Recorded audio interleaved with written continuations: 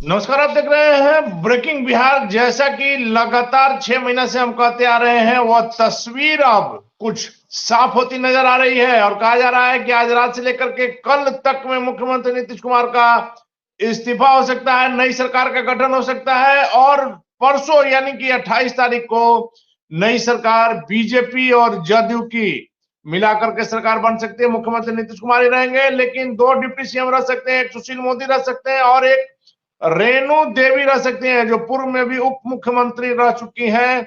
और सम्राट चौधरी जो है, उनका भी नाम आ रहा है। हालांकि 2 ही डिप्टी सीएम रहेंगे, लेकिन जिस प्रकार से बिहार की राजनीति बदलती जा रही है और आज शिवानंद का भी जिस प्रकार से बयान आया कि शिवानंद ने कहा, राजद के वरिष्ठ नेता हैं, लालू और नीतीश दोनों के मित्र रहे हैं, दोनों का तीनों का जो है वो काफी पुराना नाता रहा। वैसे में शिवानंद तिवारी ने अभी भी आशा व्यक्त की है कि यह संभव नहीं लगता है कि मुख्यमंत्री नीतीश कुमार बीजेपी में जा सकते हैं। अभी 3 दिनों पहले ही एक चैनल पर डिबेट में जिस प्रकार की बातें हुई थी, सुशील मोदी ने भी कहा था कि उनके लिए दरवाजा बंद है। इन तमाम मसलों पर बात करेंगे।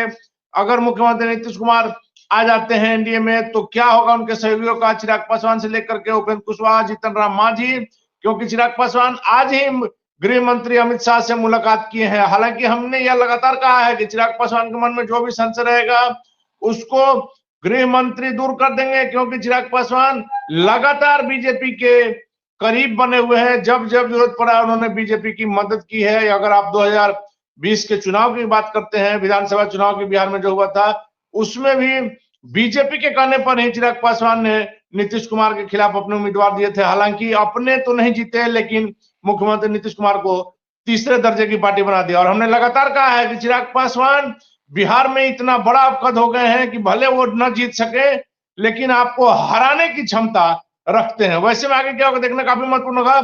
फिलहाल राजनीतिक विश्लेषक सुमन जी से बात करेंगे। सुमन जी, दिन भर जो आपने देखा, खबरें चली, लगातार लग रहा था कि हर अगले कुछ घंटे में कुछ बड़ा होगा। राज्यपाल से जब मुलाकात की भी बात आई मुख्यमंत्री नीतीश कुमार की 4 बजे के आसपास, उस समय भी आपने देखा कि सारा मीडिया का हुजूम वहां मौजूद था, लेकिन आज कुछ नजर नहीं आया अभी तक। वर्तमान राजनीतिक परिदृश्य को देखते हुए सबसे पहले आप बीजेपी और उसके सहयोगियों की स्थिति को स्पष्ट समझ लें। जैसा कि आप सभी लोगों को पता होगा कि उपेंद्र कुशवाहा ने बड़ी तल्ख टिप्पणी की थी और कहा था कि बीजेपी को नीतीश कुमार से यह पूछना चाहिए कि नीतीश कुमार इस बार आ रहे हैं तो कितने दिनों तक साथ रहेंगे। आनंद फानंद में नित्यानंद राय दौड़ते हुए उपेंद्र कुशवाहा के पास में गए, उपेंद्र कुशवाहा से बात किया। उसके बाद में उपेंद्र कुशवाहा का ये बयान आता है कि नीतीश कुमार जो है महागठबंधन में बेचैन है। पहली खबर। दूसरी खबर मांझी जी की पार्टी की तरफ से आती है कि मांझी जी की पार्टी को, मांझी जी को डिप्टी सीएम का पद ऑफर किया गया। हालांकि बीच में तो कुछ मीडिया चैनलों ने यह भी अफवाह उड़ा दिया कि मांझी जी को सीएम का पद ही ऑफर किया गया। हालांकि मांझी जी ने स्पष्ट कहा कि सीएम पद का ऑफर नहीं मिला है। उसके अलावा जो भी ये खबर सही नहीं था। हाँ, ये बिल्कुल गलत खबर थी। लेकिन इसके अलावा मांझी ने कहा कि हमें कोई भी ऑफर मिलेगा, हम एनडीए का साथ नहीं छोड़ेंगे। मांझी ने क्लियर कर दिया कि किसी स्थिति में मोदी को छोड़ के नहीं जाएंगे। हाँ, तीसरे परिदृश्य में आप चिराग पासवान के पास जाते हैं। चिराग पासवान जब कल पटना एयरपोर्ट पे उतरे थे तो उनके चेहरे की ताजगी जो है वो थोड़ी धूमिल हो गई थी। उनके चेहरे पर बेचैनी दिख रहा था। ये कहने की बात नहीं है, ये देखकर समझने की बात है। लेकिन चिराग पासवान ने साथ ही ये भी कहा और उनके लोगों ने कि अमित शाह ने हमको आश्वासन दिया हुआ है कि हम आपके हितों की अनदेखी नहीं करेंगे। पहली बात। अब देखिए, आते हैं थोड़ा महागठबंधन की तरफ बात करने के लिए। देखिए, नीतीश कुमार ने, मतलब क्या कहा जाए, बिहार की राजनीति का ये दुर्भाग्य है कि बिहार के सारे राजनेता पिछले 6-7 वर्षों से लगातार जोड़ तोड़ और सत्ता बचाने की ही राजनीति में लगे हुए हैं और कहीं ना कहीं इस कारण से बिहार का विकास उपेक्षित हो जा रहा है।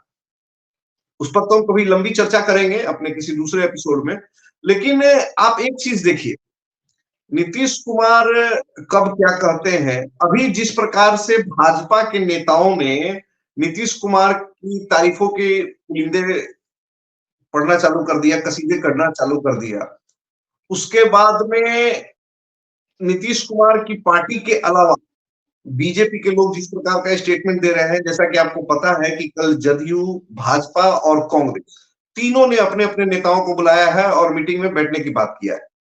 देखिए, बिहार की राजनीति में अभी सारी पार्टियों का स्कोर जानना बड़ा जरूरी है। विधानसभा में इन लोगों की स्थिति क्या है? तो स्थिति ऐसी है कि बीजेपी की 78 है, आरजेडी की 79 है, जदयू की 45 है। तो बीजेपी और जदयू कहीं अगर तिल मिला देते हैं तो 123 हो जाता है। मांझी जी बहुमत के आंकड़े से एक ज्यादा। हाँ, इसमें मांझी जी के 4 विधायक जुड़ जा रहे हैं, तो आपको 127 और निर्दलीय सुमित सिंह का सपोर्ट है ही इन लोगों को। आरजेडी की तरफ से 79, कांग्रेस 19 और वाम दल 16, टोटल मिलाकर होता है 114 सीट। अब देखिए कहानी क्या है, ये सभी जान रहे हैं। आज सवेरे सवेरे ही गोपाल मंडल ने, कल भी गोपाल मंडल ने, सॉरी कल कर रहे हैं 24 तारीख को गोपाल मंडल ने जिस प्रकार से मोदी सरकार की आलोचना की है, जदयू के अंदर में भी एक धड़ा जो ऐसा है विधायकों का जो बीजेपी के साथ जाना पसंद नहीं करता है। लेकिन चूंकि संख्या इतनी बड़ी है कि जदयू को आप मान के चले कि तोड़ने के लिए कम से कम 30 विधायक की जरूरत पड़ेगी। आरजेडी अगर तोड़ना चाहे वो बिल्कुल असंभव, वो बिल्कुल नहीं होगा। लेकिन कुछ अन्य राज्यों से प्रेरणा लेकर अगर ये लोग कुछ ऐसा व्यवस्था कर पाते हैं कि कुछ विधायकों को अनुपस्थित कर दिया जाए वोटिंग के समय में, क्योंकि नीतीश ये पक्की खबर है कि आज या रात में या कल, मान के चलिए कल ही त्याग पत्र अपना दे देंगे, इस्तीफा अपना दे देंगे। तो अब उस स्थिति में क्या होगा, राज्यपाल को जाकर देंगे। तो अब उस स्थिति में अब इनको जाकर विधानसभा में अपना हाजिरी लगाना होगा, अपना बहुमत साबित करना होगा। तो बहुमत साबित करने की स्थिति में जदयू के कुछ विधायक, देखिए 10 विधायक को भी अगर आप साइड कर देते हैं, ये बहुत बड़ी बात है, ये साधारण बात नहीं है कि हर एक विधायक से एक एक व्यक्ति जाकर मिल रहा है। लेकिन साथ में एक और चर्चा भी हो गई है कि कांग्रेस में भी 19 जो विधायक हैं वो भी काफी असंतुष्ट हैं। पिछले साल भर लोगों ने इंतजार किया कि शायद अब कोई मंत्रालय मिले, अब कोई मंत्रालय मिले, और साल भर उन लोगों को सब्जबागी दिखाता गया। इस सरकार में कांग्रेस के विधायक बिल्कुल ही उपेक्षित रहे, इस चीज को समझने की बात है। तो कांग्रेस के विधायक जो उपेक्षित हैं, अगर इधर से कोई बड़ा लॉलीपॉप दे दिया गया तो के चक्कर में आप पता चला कि इधर मांझी जी को तोड़ने के लिए जा रहे हो, इधर जदयू के कुछ लोगों को एब्सेंट करने के चक्कर में कर रहे हो, और उधर बीजेपी और जदयू ने उधर अगर कांग्रेस को ही तोड़ दिया, इसकी चर्चा समय समय बराबर आ रही है। तो सारा समीकरण फिर गड़बड़ा ही जाएगा। देखिए, आरजेडी को अगर अपनी सरकार बनानी है तो आरजेडी को हम पार्टी को अपने में मिलाना होगा, और इसके साथ साथ 8 से 10 विधायक को अनुपस्थित करना होगा, जो कि जदयू के 8 से 10 विधायकों को, जी, जो कि बहुत ही असंभव दिख रहा है अभी वर्तमान राजनीति में। क्योंकि जिस प्रकार से बीजेपी और नीतीश कुमार, जिस तरीके से ये लोग जोड़ तोड़ की राजनीति में माहिर, और नीतीश कुमार तो खैर पीएचडी लगता है कर लिए हैं, ये से बार बार आ रहे हैं, जा रहे हैं। अब और एक दूसरा उपाय बन रहा है। देखिए, लालू यादव अपनी राजनीति के ढलान में है, काफी बुजुर्ग हो चुके हैं। नीतीश कुमार, लेकिन बिहार की राजनीति में लालू प्रसाद यादव के वजूद को से इनकार नहीं किया जा सकता है। एक जाने माने राजनीतिक, कुशल राजनीतिज्ञ हैं, रणनीतिकार हैं, जरूर जब वो मैदान में कूद गए हैं तो कुछ तो करेंगे लालू प्रसाद। मुझे एक ही चीज थोड़ा खटक रहा है कि कई बार आप देखेंगे ना कि जिसका घर स्टेशन के बगल में होता है, अक्सरहा ट्रेन उसी का मिस कर जाता है, गाड़ी अक्सरहा उसी की छूट जाती है।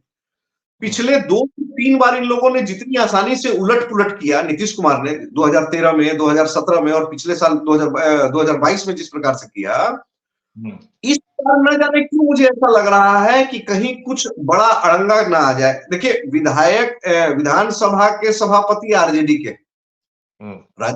राज्यपाल अगर बीजेपी बैकग्राउंड के हैं तो इधर भी है, लेकिन चूंकि आरजेडी का पक्ष अभी इतना ज्यादा कमजोर हो रखा है, आप देखेंगे कि शिवानंद तिवारी ने क्या स्टेटमेंट दिया। अभी भी शिवानंद तिवारी कह रहे हैं कि नीतीश कुमार ऐसा नहीं कर सकते हैं, हमें पूरा विश्वास है, और उनके पास थोड़ा सा भी जमीन बचा होगा तो वो ऐसा काम बिल्कुल नहीं करेंगे। माले के महबूब आलम, आरजेडी के प्रेमचंद, मनोज झा ने कहा कि नीतीश कुमार शाम तक अपनी स्थिति स्पष्ट करें, क्योंकि हम लोगों को विश्वास है कि वो नहीं जाएंगे, लेकिन हमारे बिहार की 13 करोड़ जनता कंफ्यूज हो चुकी है। तो जनता कंफ्यूज क्या होगी, जनता तो मतलब जनता को तो कुछ समझ ही में नहीं आ रहा है कि हमने किसके हाथ में सर दे दिया है।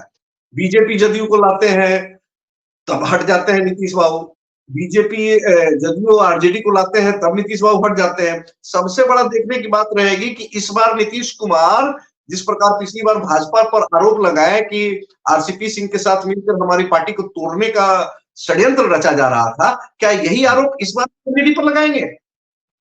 ये देखने की दिलचस्प बात होगी, क्योंकि अभी तक ऐसा कोई सीन नहीं दिख रहा है कि जिस पर कोई बड़ा आरोप लगाए। हो सकता है कि कल को चलकर सुनील सिंह और चंद्रशेखर एक मोहरा बने, एक उदाहरण बने कि भाई इन लोगों के कारण, क्योंकि गायब गाय ये लोग जो है।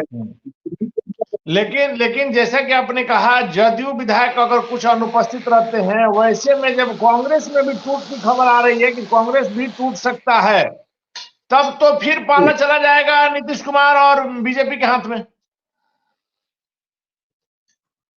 बिल्कुल बिल्कुल, उस समय देखिए अगर ढंग से देखा जाए तो 90-95% संभावनाएं बिल्कुल दिख रही है कि भाजपा और जदयू की सरकार बन रही है। इस बात को समझना है। कहीं ना कहीं 5 से 10% आप जब तक सारी चीजें पटल पर नहीं आती हैं, स्पष्ट नहीं होती हैं, तब तक आप क्लीन किसी को एक तरीके से वॉक ओवर नहीं दे सकते। ये जंग चलेगा, ये जंग में कौन किस पर भारी पड़ेगा ये तो दिख रहा है, लेकिन कौन कब तक लड़ता है, कितना लड़ता है, देखने की बात। सुमन जी, एक आखिरी सवाल मेरा है। अभी की जो स्थिति है उसमें चिराग पासवान आज देश के गृह मंत्री अमित शाह से मिले भी हैं। चिराग की चिंता भी वाजिब है। जब जहां तक चिराग 6 सीटों की बात कर रहे थे, मुख्यमंत्री के आने से थोड़ा असहज महसूस करेंगे, लेकिन चिराग ने जब जब बीजेपी को जरूरत पड़ा है, आप उठा करके देख लीजिए, जब जब उपचुनाव हुए हैं, हर समय चिराग ने अपनी शक्ति के अनुसार से मदद की है। और आज जिस प्रकार से चिराग पासवान की सभाओं में भीड़ उमड़ रही है, हमने शुरू में ही कहा कि चिराग किसी को जिता भले ना सके, हरा जरूर सकते हैं। और इसका उदाहरण है 2020 का बिहार विधानसभा का चुनाव, जिसमें नीतीश कुमार को तीसरे दर्जे की पार्टी बना दिया। वैसे में चिराग पासवान क्यों चिंतित? मैं चिराग पासवान चिंतित है, उनकी अपनी चिंता अपनी वाजिब जगह है, क्योंकि पशुपति कुमार पारस के नीतीश कुमार से खराब संबंध नहीं है। उन्होंने अपने संबंध नीतीश कुमार से खराब कर लिए हैं। दूसरी बात, उन्होंने अपने संबंध इतने खराब कर लिए हैं कि दोबारा वो किस प्रकार से नीतीश कुमार से और भाजपा में कैसे जुड़ पाते हैं, ये भी देखने की बात होगी। आप कह रहे हैं कि चिराग पासवान बहुत पावरफुल है। मैं कहता हूं, शुरू से कहता हूं कि चिराग पासवान बहुत जनप्रिय नेता है, लेकिन जो जदयू तीसरे नंबर की पार्टी है बिहार विधानसभा में, उस जदयू और नीतीश कुमार में क्या ताकत है, आप इस चीज से समझिए ना। आप 2015 विधानसभा चुनाव देखें, जब भाजपा चिराग पासवान और उपेंद्र कुशवाहा और जीतन राम मांझी के साथ लड़ी थी, और आरजेडी कांग्रेस और जदयू एक साथ मिलकर लड़ा था, 53 सीट आया था बीजेपी को, 2-2 सीट भाजपा को और उपेंद्र कुशवाहा को आया था, और 1 सीट जीतन मांझी को आया था। 181 सीट, 243 सदस्यीय सीट में 181 सीट भाजपा आरजेडी जदयू और कांग्रेस को मिलाकर आ गया। आप समझ लें, ये जो प्रयोग हो रहा है 2024 के चुनाव आने से पहले, ये ऐसे ही नहीं हो रहा है। सब लोगों को अच्छी तरीके से पता है, ग्राउंड रिपोर्ट बीजेपी के पास में गया है, बीजेपी के उच्च पंक्ति के नेताओं के पास में गया है कि अगर ये तीनों पार्टियां मिलकर लड़ती हैं तो बीजेपी चिराग और कुशवाहा के दम पर नहीं लड़ पाएगी इनके सामने में। 2015 का साथ चाहिए। जी बिल्कुल, नीतीश कुमार का साथ चाहिए। नीतीश कुमार का साथ आरजेडी हो या बीजेपी हो, दोनों को चाहिए। और आज के डेट में आप नीतीश कुमार को यह कहकर इग्नोर नहीं कर सकते हैं कि आप तीसरे नंबर की पार्टी है। नीतीश कुमार पहले भी मजबूत थे, आज भी मजबूत है, सूर्य की तरह खड़े हैं। परिक्रमा हो रहा है, सारी पार्टियां उनकी परिक्रमा कर रही है। ठीक है, वो दल बदल रहे हैं, इधर से उधर जा रहे हैं, लेकिन वो लेकिन कुछ पावर है तब तो इधर से उधर जा रहे हैं और हमेशा मुख्यमंत्री बन रहे हैं। कुछ तो पावर है। बिल्कुल चलिए, नीतीश इन कुमार। तमाम जानकारियों के लिए सुमन जी आपका बहुत बहुत धन्यवाद। लगातार हम कहते आए हैं आपको कि देश के गृह मंत्री अमित शाह जो राजनीति के चाणक्य कहे जाते हैं, बिहार के राजनीति के चाणक्य नीतीश कुमार के आगे उनकी भी बुद्धि फेल कर जाती है। वैसे में जब प्रधानमंत्री मोदी के चेहरे पर चुनाव लड़ने की बात आ रही है, तब भी आप देखिए कि बीजेपी को यह अंदेशा है कि बिहार में जहां 40 लोकसभा की सीटें हैं, अगर मुख्यमंत्री नीतीश कुमार साथ में नहीं आते हैं तो मोदी का चेहरा भी 40 सीट नहीं दिला सकता है। जिस कारण से नीतीश कुमार, अगर तीसरे दर्जे की उनको पार्टी कहा जाता है, तो आप उनकी ताकत इसी से समझ लीजिए कि जिस गठबंधन में जाते हैं उसको ज्यादा सीट है, फिर भी मुख्यमंत्री नीतीश कुमार ही बनते हैं। यही नीतीश कुमार की ताकत है और नीतीश कुमार की ताकत को बिहार में इग्नोर नहीं किया जा सकता है। और इंडिया गठबंधन में भी बेचैनी है कि अगर मुख्यमंत्री नीतीश कुमार निकल गए तो पूरा का पूरा इंडिया गठबंधन जो है ताश के पत्ते की तरह जो है धराशायी हो जाएगा। और चिराग पासवान की चिंता अपनी जगह जायज है, लेकिन निश्चित तौर पर चिराग पासवान युवा नेता के तौर पर बिहार में जिस प्रकार से उभरे हैं, और बीजेपी ने उनको भी आश्वस्त किया है कि आपके हितों की रक्षा की जाएगी, कहीं से किसी प्रकार की दिक्कत नहीं होगी। और चिराग पासवान ने हर समय दिखाया है कि बीजेपी के साथ है। वैसे में नीतीश कुमार जब आते हैं तो बिहार की राजनीति किस करवट लेती है देखना काफी महत्वपूर्ण होगा। फिलहाल बने रहे ब्रेकिंग वक्त।